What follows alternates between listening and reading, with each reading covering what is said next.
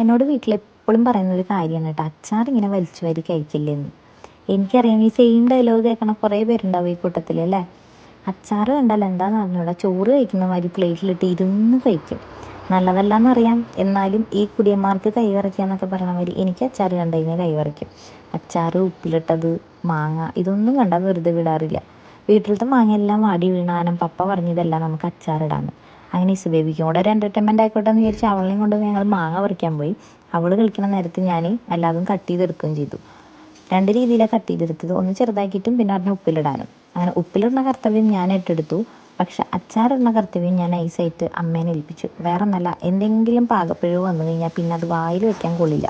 വെറുതെ ഇത്ര അധികം അരിഞ്ഞ് അച്ചാറിട്ടിട്ട് നശിപ്പിക്കേണ്ടല്ലോ എന്ന് വിചാരിച്ച് അമ്മയുടെ ധൈര്യമായിട്ട് കൊടുത്തു. അമ്മ നല്ല അടിപൊളിയായിട്ട് അച്ചാറുണ്ടാക്കി തന്നു. ടേസ്റ്റ് ചെയ്തപ്പം വാവ്, ഇപ്പോഴും വായിന്ന് വെള്ളം വരുന്നു.